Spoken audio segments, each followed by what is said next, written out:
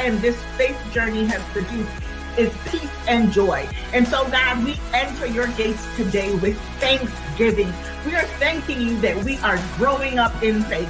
We are thanking you that we are becoming and beholding and becoming change for the time we have spent in your presence.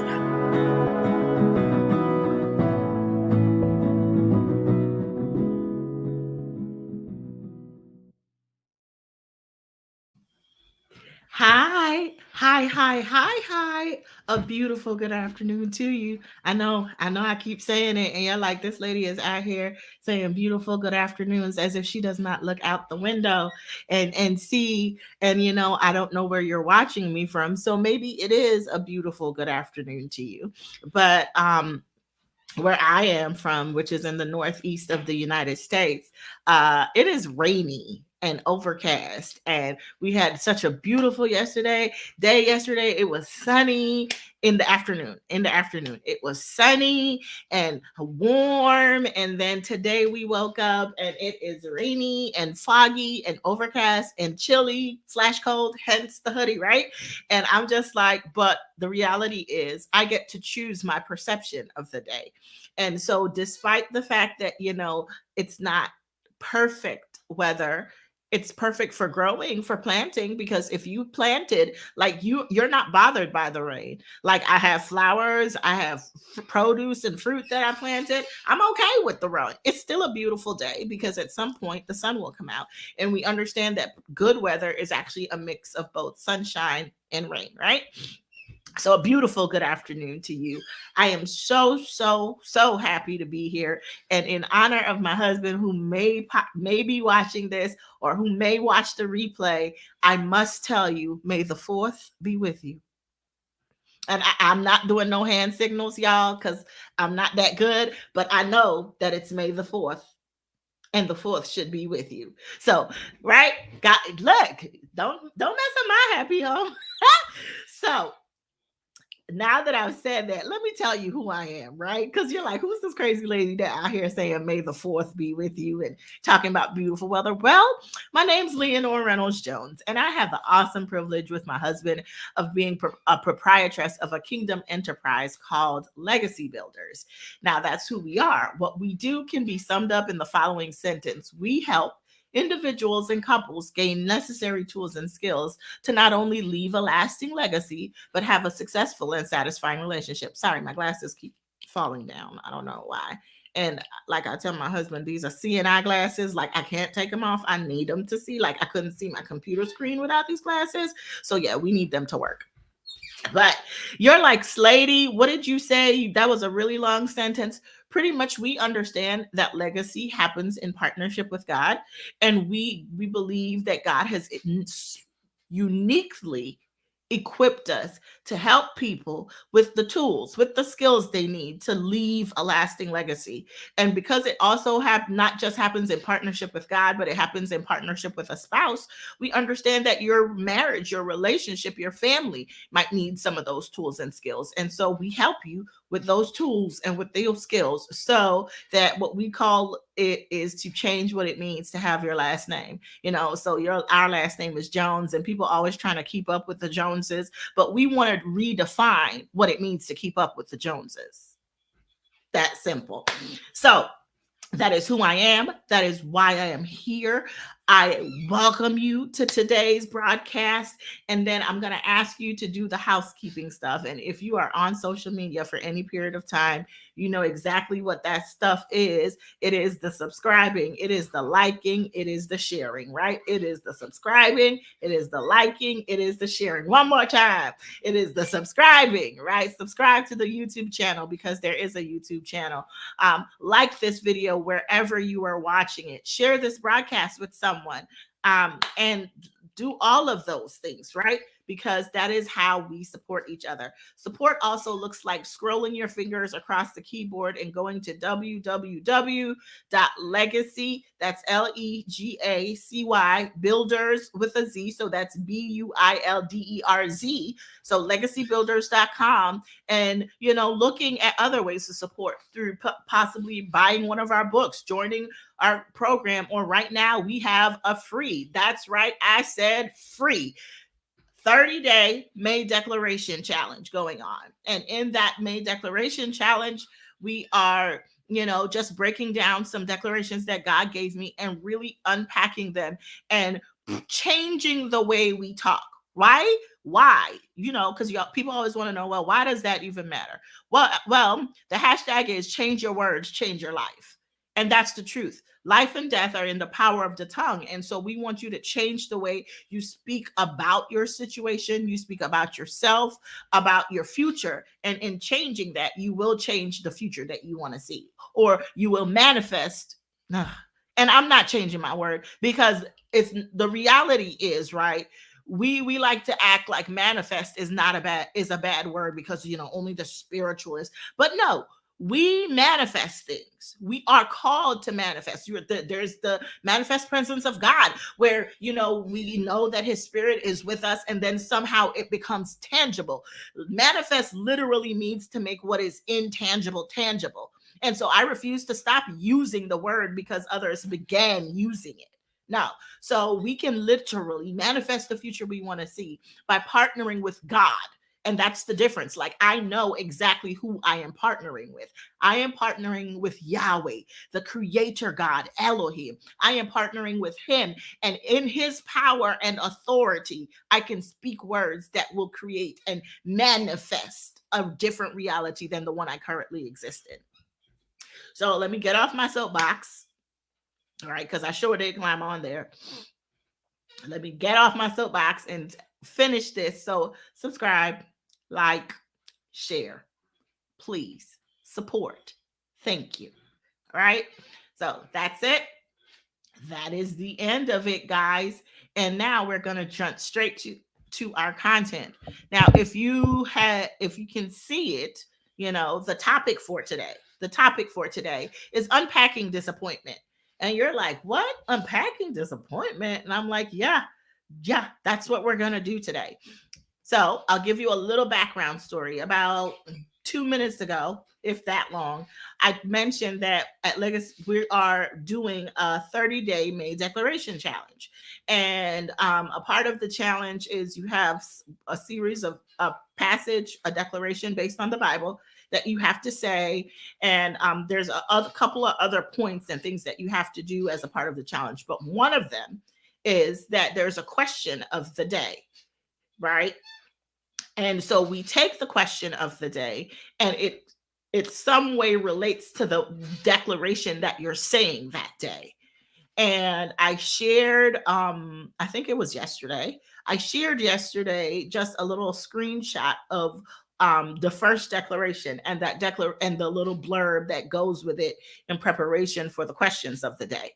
Now, and again, if you want to join the challenge, www.legacybuilders.com. As soon as you get on the page, there's a beautiful banner that says join the challenge. You click that banner, you will get a welcome email. In the welcome email, it asks you to do two things. When you complete those two things, you will be in our community, and in our community is where you can find all the rest of the beautiful things. So it's definitely not too late to join the challenge. Today is day 3, and today's midday manna is based on the question for day 3. And so in there, we have this question, and the declaration is, may I see the goodness of the Lord in this season and remain confident in him. I'm going to say it one more time. May I see the goodness, or better yet, I'm going to type it. May I see the goodness of the Lord in this season and remain confident in him. That is based on Psalms 27:13. Right? Because again, the whole point of these declarations is that we're speaking, words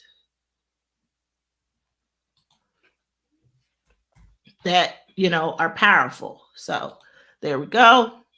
I posted it, and now with the posting, I can put that. So this is the declaration that we are reciting today. May I see the goodness of the Lord in this season and remain confident in him.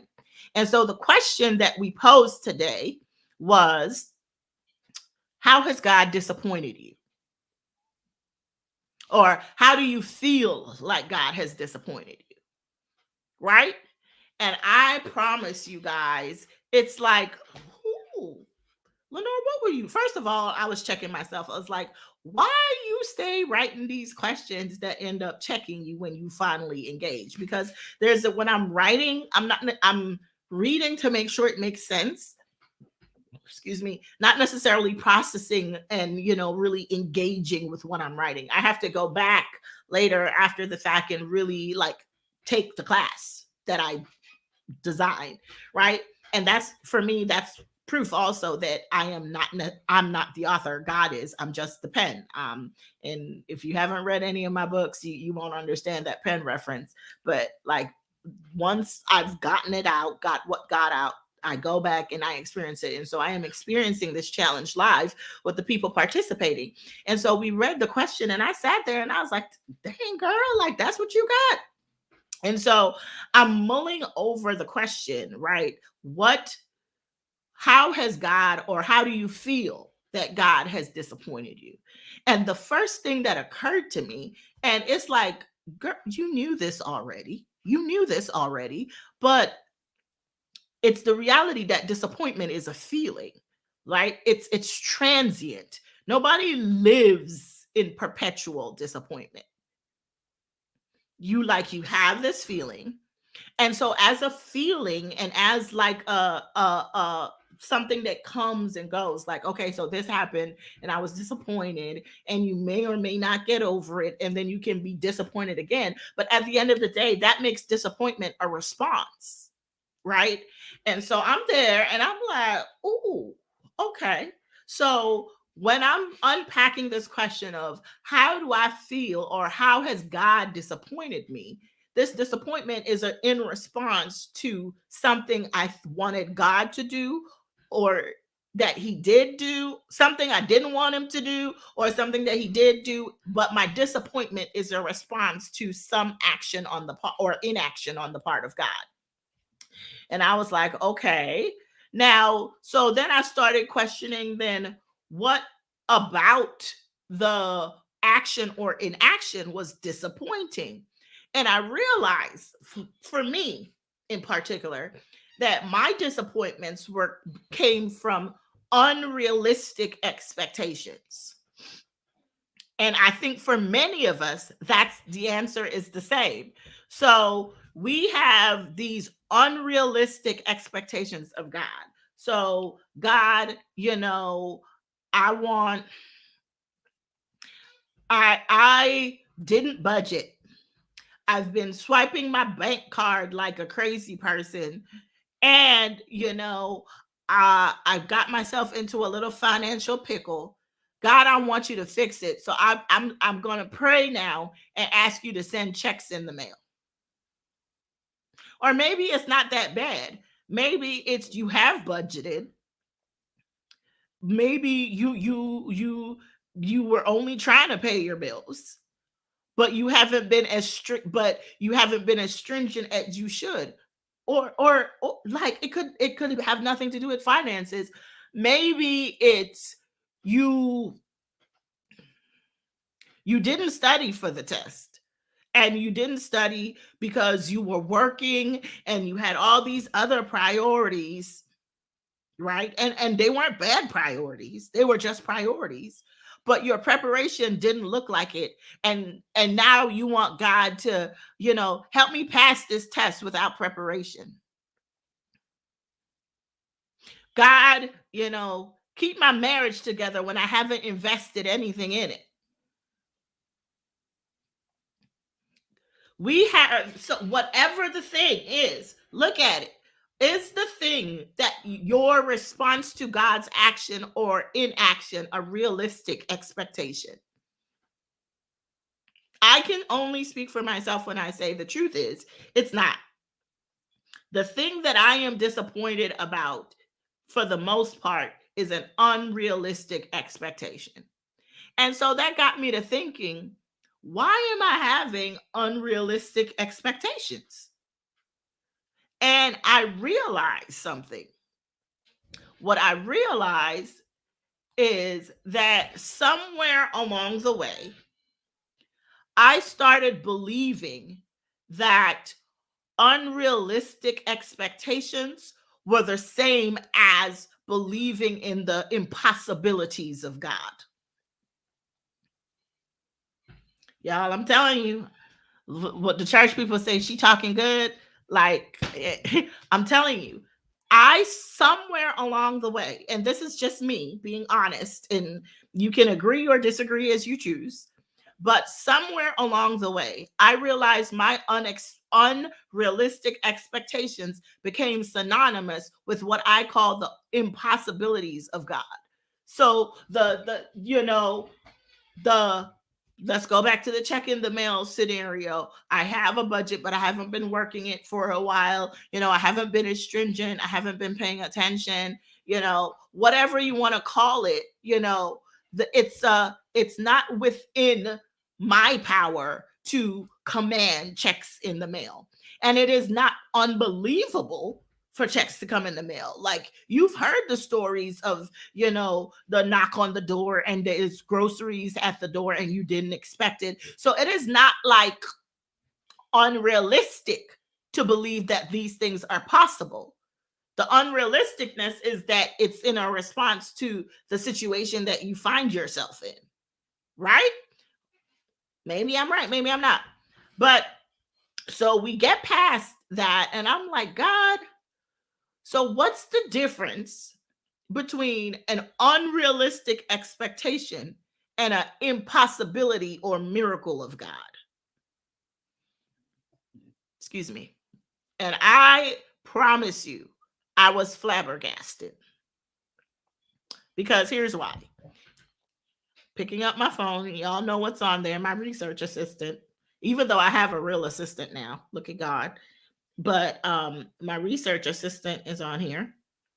And so I went ahead and I looked up the word unrealistic, right? That's what I did. I looked up the word unrealistic. And it's literally the definition of unrealistic is not realistic. Period. I was like, okay, that doesn't require any, big forethought. If it's unrealistic, it's not realistic. What is realistic? I feel like that's the next not logical step, right? So I go, and it says having or showing a sensible and practical idea of what can be achieved or expected.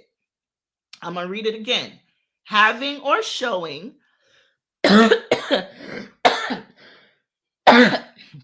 excuse me, having or showing a sensible or practical idea of what can be achieved or expected. That's what realistic is. It's sensible, it's practical. So if it's unrealistic, it's neither sensible or practical. You tracking with me? And so I was like, okay. So that's what unrealistic means. It's neither sensible nor practical. But what is impossible? Right? So I looked that up. And impossible is not able to occur, exist, or be done. Tracking with me? Impossible is not able to occur, exist, or be done. And so one of them is not sensible or practical. The other one is not able to be done. And that's when I realized something. My unrealistic expectations, in as much as they were, I thought, big, they still weren't big enough. because I was limiting God to what I could experience through my five senses. So, i.e., we talk about, so if we stick with the check in the mail scenario, you are in a financial pickle and you want God to work a miracle, but your miracle is limited to a check in the mail, as if the creator of the universe, his ability to provide is limited to numbers in bank accounts or checks in mail. And so what I realized, the problem with my unrealistic expectations was that they were still limiting belief. Y'all? I was like, say what? Here am I thinking that I have, believed big enough to allow space for God to move. And what I really was doing was only believing big enough for me not to be responsible. Unrealistic expectations are merely me attempting to absolve myself of my action or inaction and placing the responsibility on God to fix it.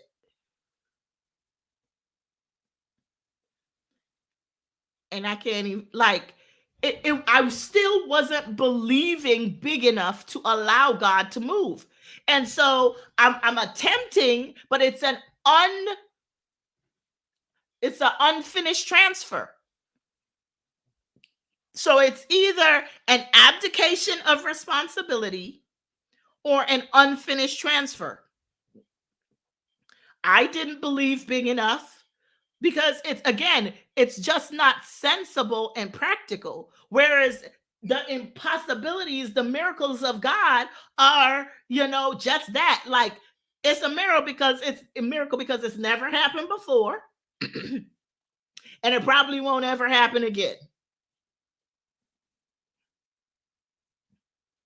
But what we want to do is to limit God into answering in a way that not only has been done before, but we want him to do it over and over again. So every time we come into a mess up, we want God to come in and send a check in the mail, or to magically influence the numbers in our bank account. Never taking into account that there are ways that supersede even those. For example, the biblical principle is given, it will be given to you, pressed down, shaken over, and running over. So what if instead of the unrealistic expectation of a check in the mail, what if you actually applied a biblical principle and say, God, you know what? This looks crazy. And so I'm going to give. And then I'll ask you to honor your word, and this principle that says, because I have given, you will give back to me. And who am I giving to? The poor, the widow, the orphan. The Bible already makes it clear about how to do that, to help someone in need.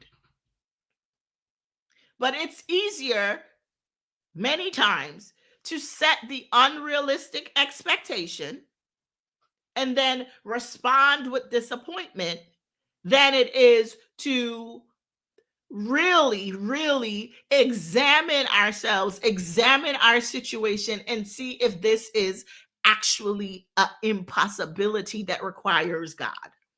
These one-off situations that, like, it's if you can come up with the answer to your question, it probably doesn't need God.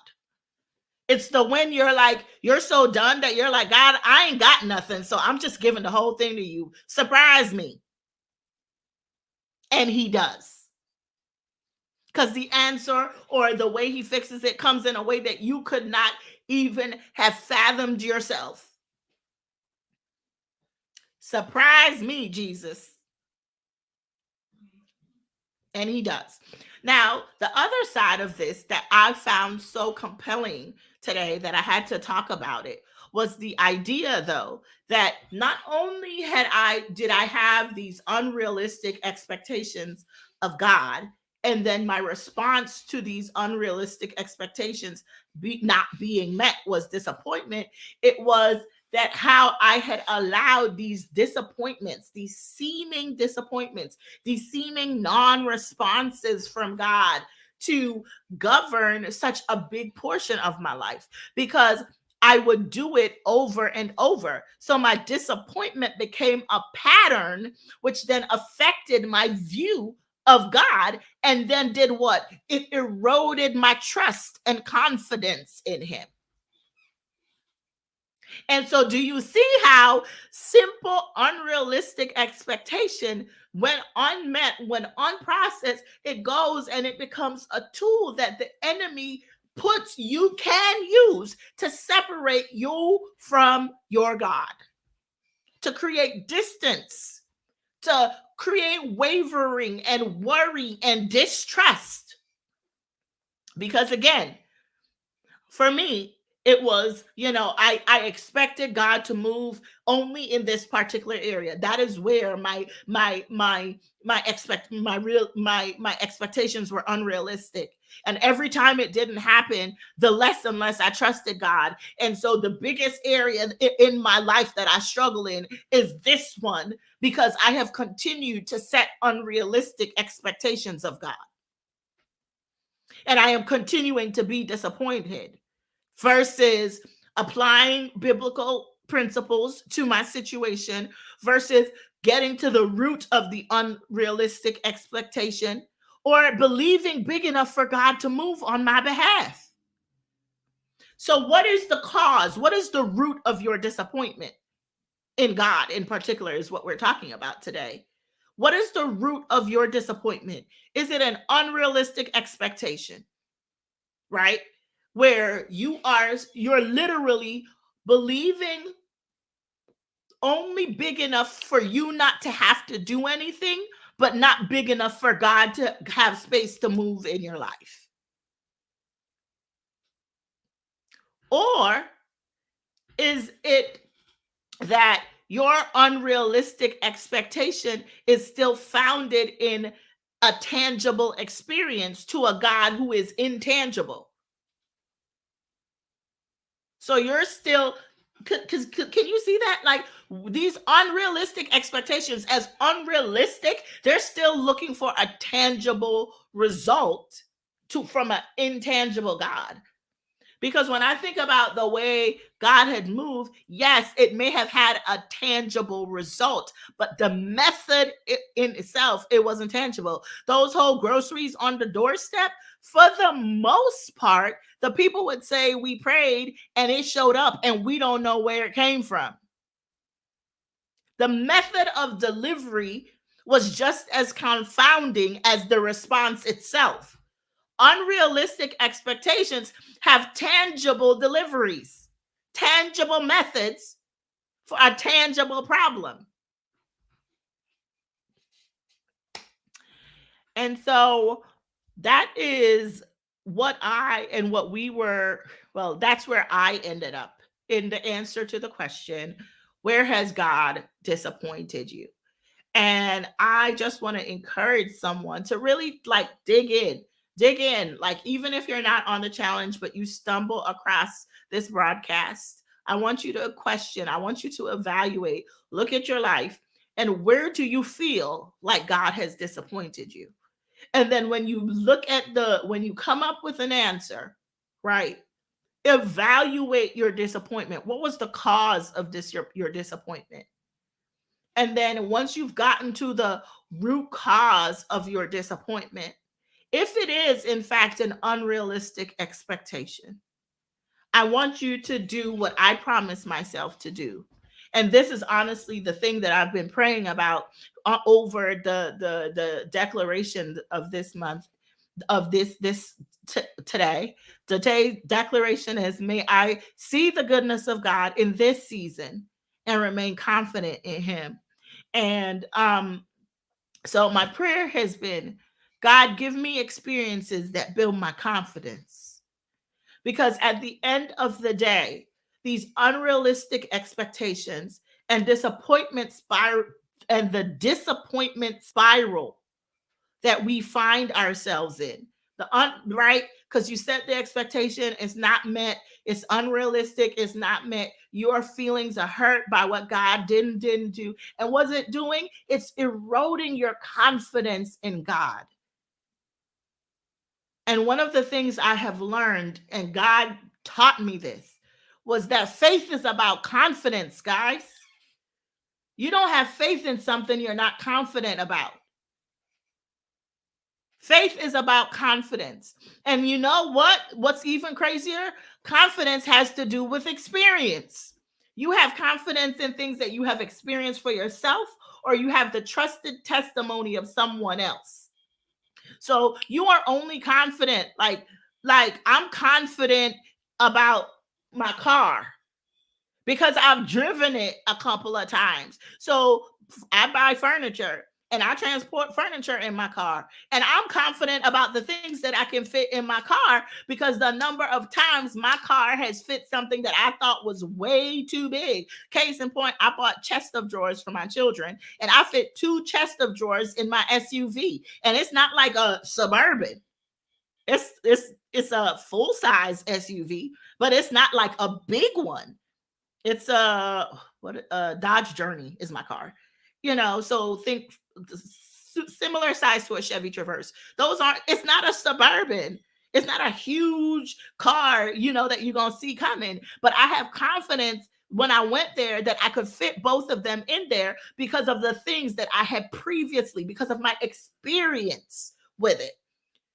And so those guys who they were like, wait, you're going to put both of them in there? And I was confident. I was like, yeah. And they're like, wait, what?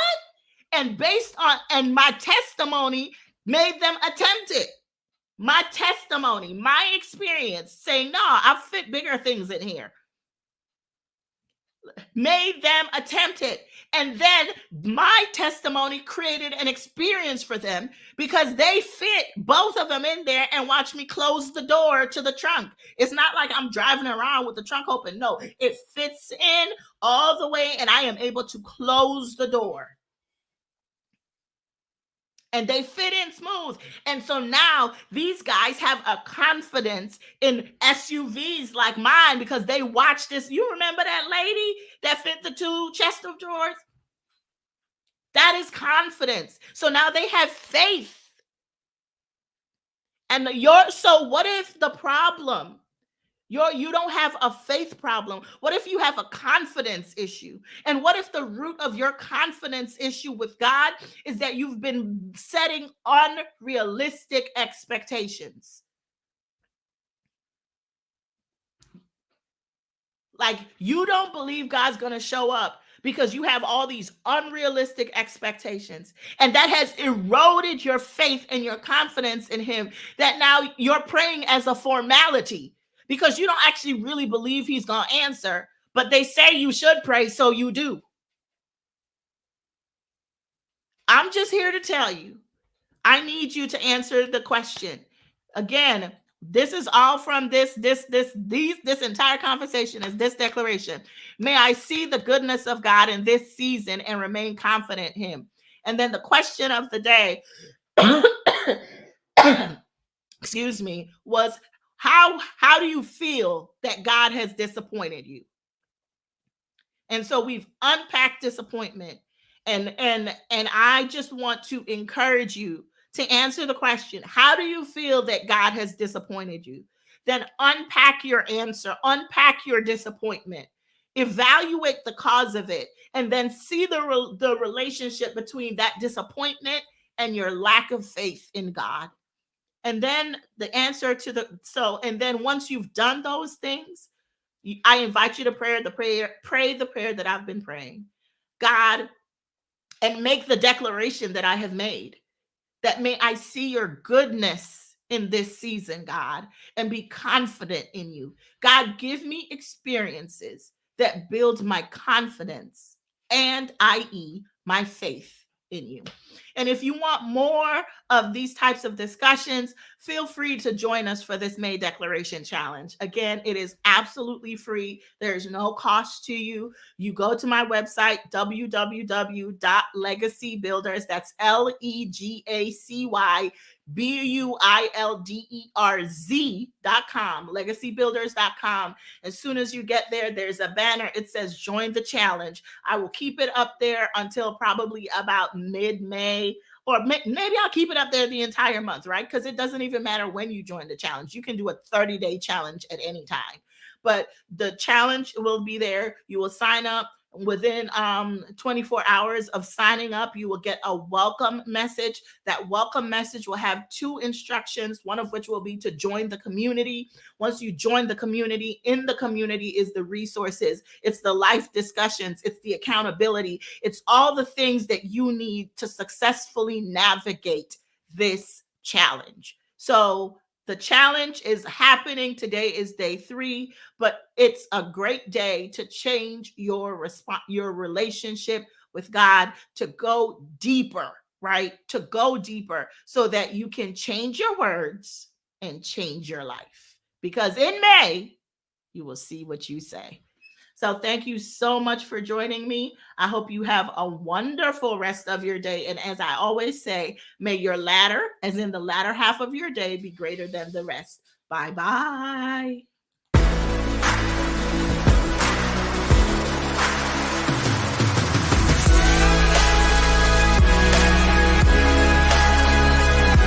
What our trust and this faith journey has produced is peace and joy. And so, God, we enter your gates today with thanksgiving. We are thanking you that we are growing up in faith. We are thanking you that we are becoming and beholding and becoming changed for the time we have spent in your presence.